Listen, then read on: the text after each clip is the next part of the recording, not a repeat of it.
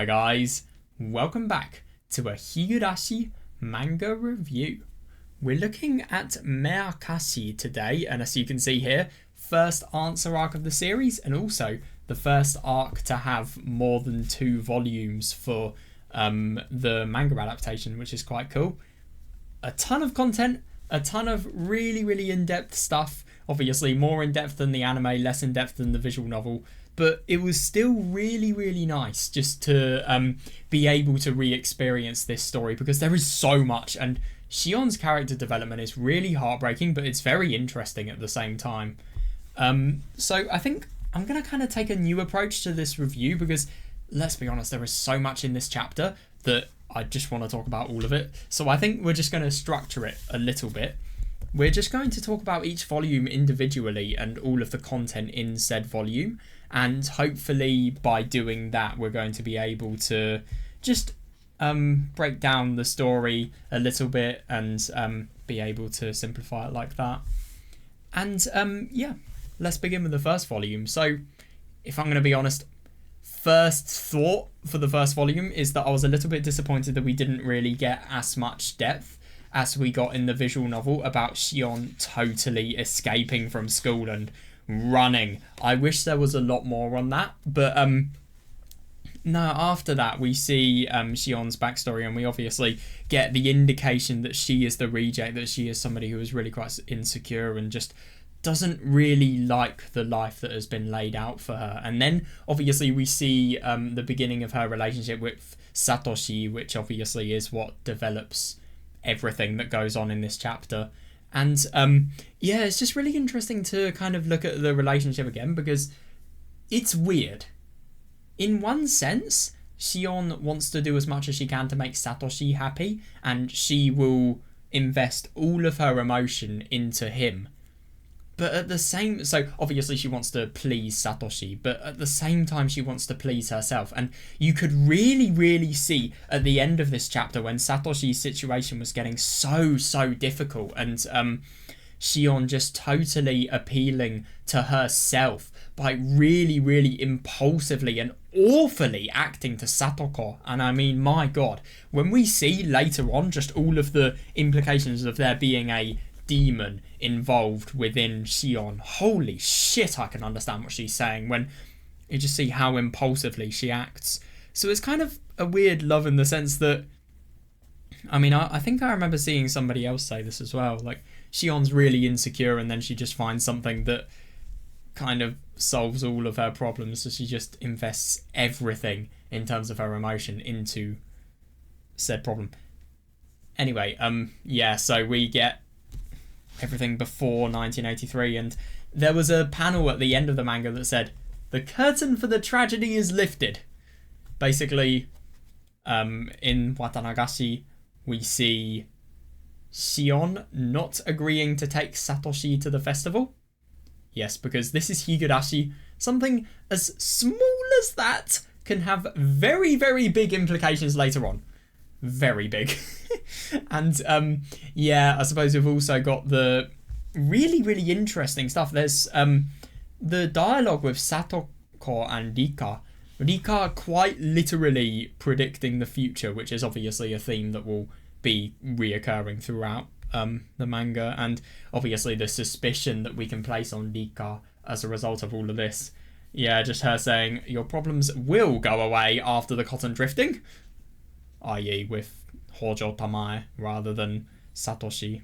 She obviously referred to Tamae being murdered by Satoshi, but not the obvious one, which is quite unusual. But yeah, I suppose the point I was just trying to make was the fact that Rika had totally predicted the future. Can I just mention, I really like this art style and everything in the manga. I think it was drawn really well, and I will especially... I really hope I remember, but yeah, I'll come back to that, especially in the 4th volume. I think that's the 3rd volume. The 4th volume, art style really shines there, if you ask me. Anyway, let's go on to the 2nd volume now. Yeah, so this is kind of... Volume 2 is just kind of, as you can obviously tell from the image, it's the grief volume. The volume where everything goes to shambles. Because basically at the beginning, I suppose we have all of the stuff about the impossibility. Well, no, sorry. Well, we have. That was not the point I was wanting to make. Firstly, I wanted to say that we have Shion totally doing anything to defend Satoshi, and even if it defies the law. And I think that just shows how much she cares about Satoshi, so much so that things like that would be able to happen. But also we have this real indication of the horrors of the Sonozaki family when Shion just totally reveals her identity, and then fingernail stuff happens. Yeah, the fingernail ripping scene was the first time I used the Shukusai theme, the festivals theme, while reading the manga, because I always like to read the music. I always like to read the manga while listening to the music, and God, it fits so well. There were so many nice CGs, and then I suppose we just saw Shion just being able to totally just no matter how scary or awful the situation was, she was just totally being brave, and she really, really was declaring her love for Satoshi there. Even though she felt it was something that was really quite outlawed, she kind of felt that the love with a Hojo was outlawed. I mean, obviously people would get angry at that, but I suppose it was also the fact that she would, in a situation of desperation, she would reveal her identity for Satoshi, which, I mean, the worst thing about all of that is she's so restrained as a person because of her family circumstances that she can barely even feel like showing herself. I mean, I get that something like this was quite a bad moment. Obviously, it was really traumatic for Shion, but it kind of had to happen for her to be able to show herself. Anyway, after the fingernail ripping scene, that barbaric scene, we have the impossibility of Satoshi disappearing. And if you ask me, when the mystery gets really, really cool, because I think there's always an indication that Satoshi has murdered his aunt. Of course there is. But this is just so weird when you first read it, because you just think, how in the world could... I suppose the conclusion the police came to is very different to a conclusion that makes sense, and a conclusion that deserves to be recognised, really, because the conclusion the police comes to, i.e. some drunk old lunatic... No, it wasn't drunk. He was a lunatic on drugs. He did the murder. I mean, yeah, sure, you can think that, but at the same time, why was the teddy bought? And also, where the hell has Satoshi gone? And why would somebody as dedicated as him to his sister run away? And they really did try to throw us off in the first volume. I remember Rena and Shion talking about the running away. Talking about Satoshi running away. And also that kind of nicely brings me on to my next point. Shion starts to really succumb to Hinamizawa syndrome here. And you can just see... I suppose there's the scene where... I think the syndrome it probably begun when she got really quite traumatized at her fingernail ripping. But then, I suppose then the stress of Satoshi, and then, ironically, the scrapbooks. And it's interesting to think about the fact that this really could have... Meakashi really could have similarly played out to Tsumi Horoboshi if Shion got as invested as Rena did in the stories in the scrapbook. But I suppose, obviously, they didn't have many parallels with her life, so there was only a limited amount those stories could affect her with. But, it's interesting to think that, but she totally puts those scrapbooks away in the end. She really does become desperate to find the truth about Satoshi. And I suppose there's also...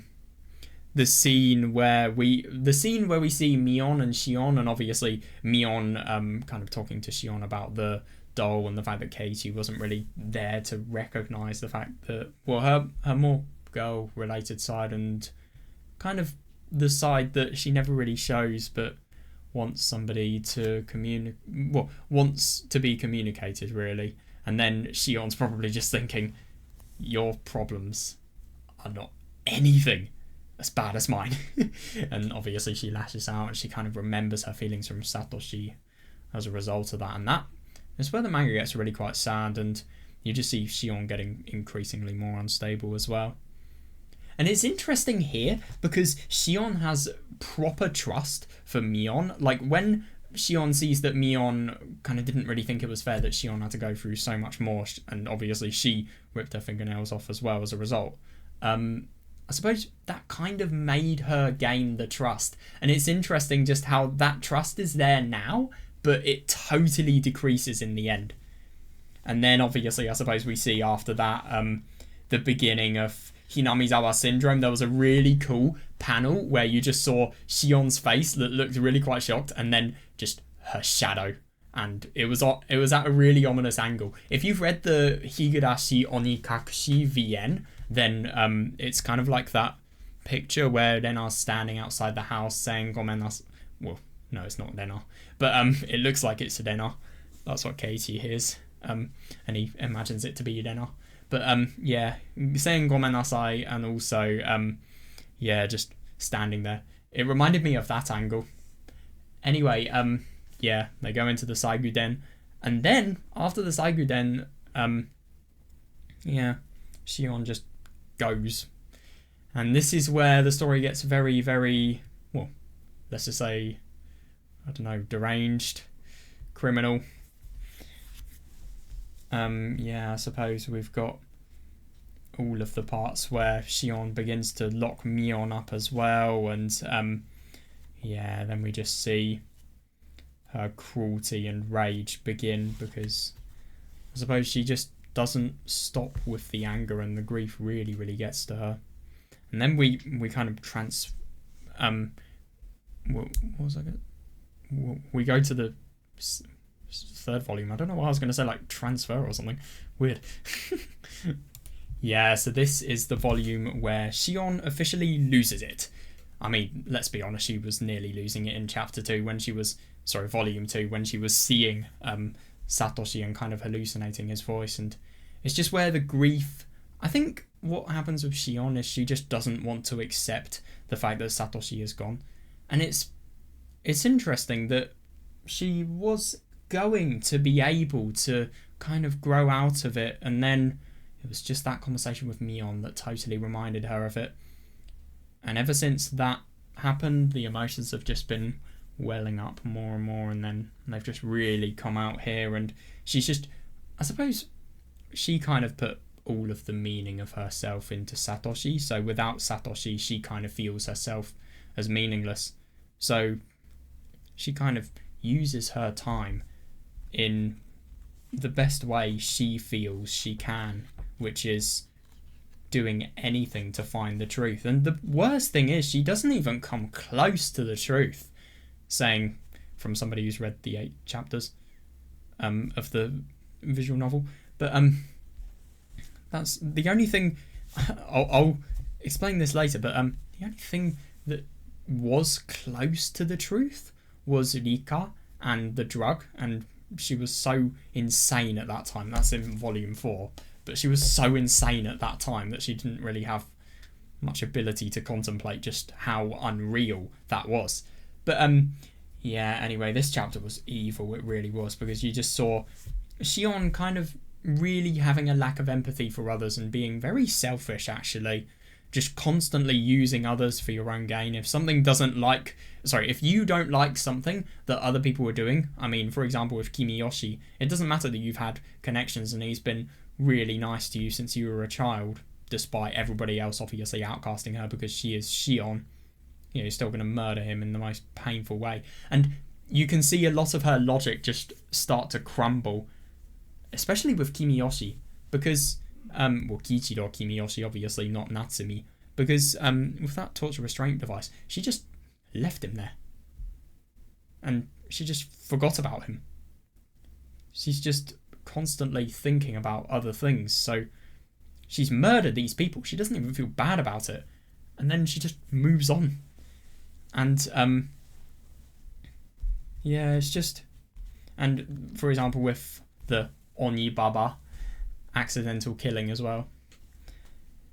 Yeah, she becomes very violent. And God, the dialogue with Keiichi, it's really, really cool whenever, and in general, any dialogue at school. It's really cool when you listen to the dialogue, sorry, when you read the dialogue, and then you see Shion's expression. So you see the dialogue, and then you see the truth of what Shion is feeling and how she intends to weave the situation to her accord, really. And my God, it's horrible about how she instills so much danger in Keiichi just so that the real killer will go after him and then she can somehow catch the real killer. I mean, it's a fair plan, but yeah, not the most realistic. Because let's be honest, if somebody's going to kill Keiichi, then I don't really understand how she will know about it. But yeah, I suppose you're just totally using somebody to your own advantage, no matter how unethical said use is. He was a total decoy. And I loved how this chapter ended, because we had the beginning of the scene with Shion and Rika, which I remember being done really quite nicely in the 4th volume. And that cliffhanger, it's a really good one. I mean, obviously it's a little bit less impactful because I know what's going to happen, but it's just nice to see how the story's adapted. It really is. And I think another thing that I've just forgotten about mentioning, firstly, just the amount of evil she is having and how the relationship between her and her sister is totally changing, especially because she's making so many illogical conclusions about Mion just being the one who could have saved Satoshi but couldn't. Sorry, well, she could have but didn't and yeah, I suppose also just the increased cruelty. When I'm on that point, it's interesting how this kind of compares to what we see in Tsumi Horoboshi, because in Tsumi Horoboshi there's the scene in the junkyard where everybody's on the wagon that Rena resides in sometimes, and obviously Mion's feeling really quite guilty about how she had a lack of ability to help Satoshi, and so did the other friends. But yeah, it's interesting. So she had a lack of ability to help, but as a friend, she didn't have any control over the incidents. And the more Shion kind of gets Oishi syndrome, in the sense that the more everything goes on, the less she trusts everybody, and the more she just believes in in Mion being the culprit. And yeah, God, it really does become a totally deranged story, because Shion is just so lost in her sadness that, well, and also the syndrome happens so much so that happens. She becomes insane. Yeah, now the 4th volume.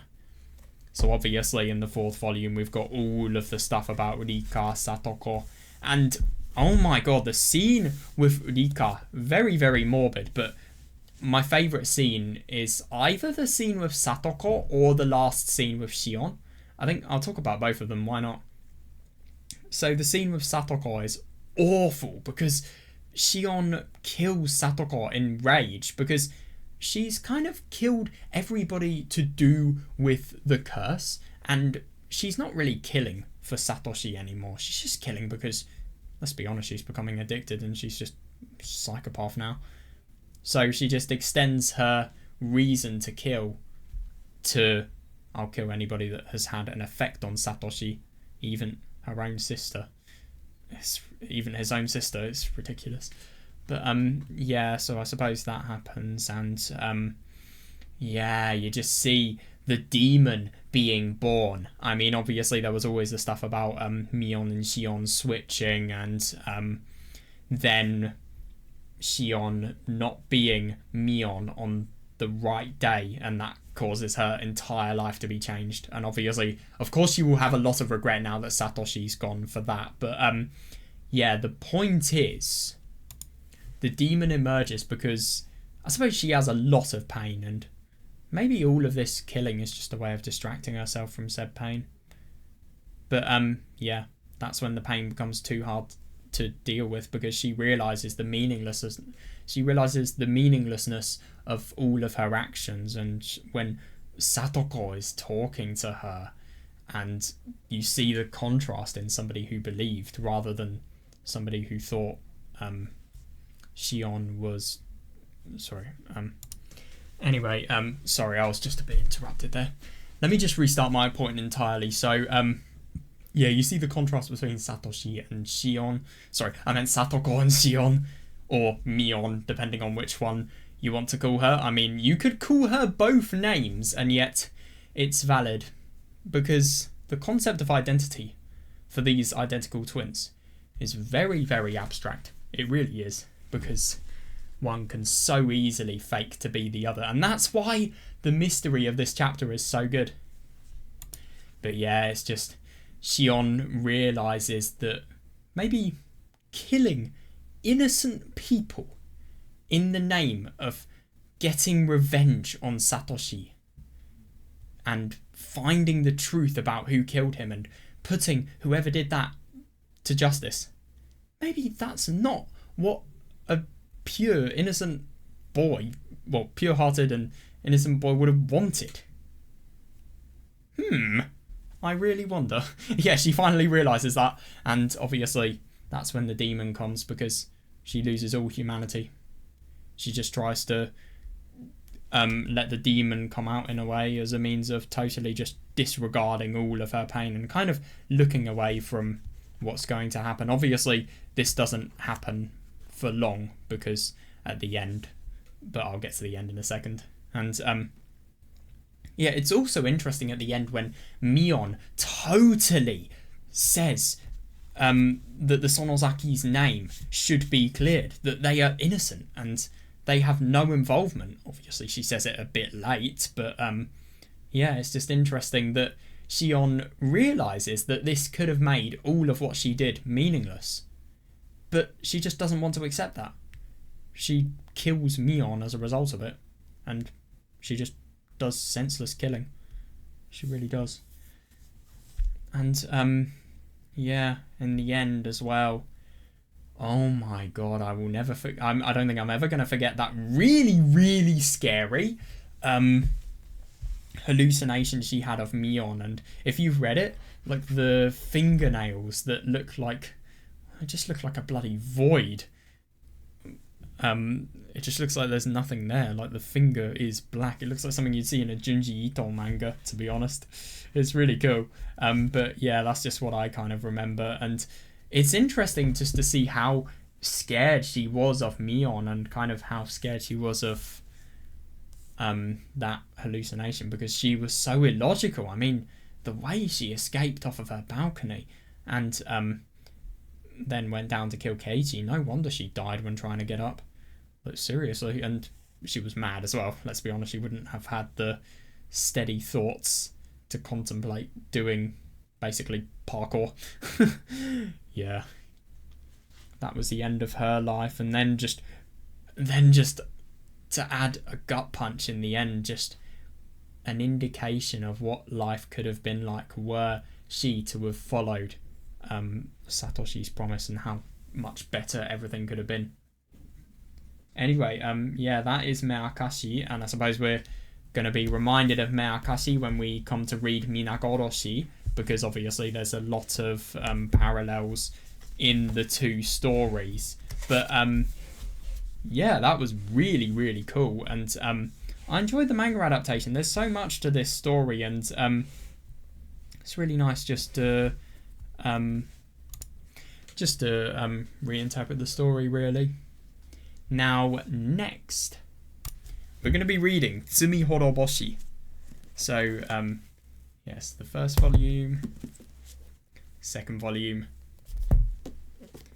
third volume, and the fourth volume here.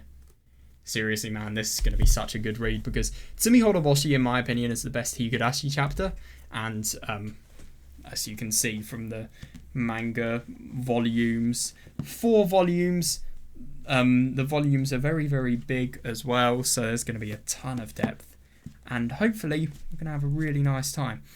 I think a lot of the real insanity that Rena has experienced is going to be portrayed very nicely in a way, well, in visual form. And I'm excited to see how the maggots and all of the clawing at the throat stuff is portrayed as well.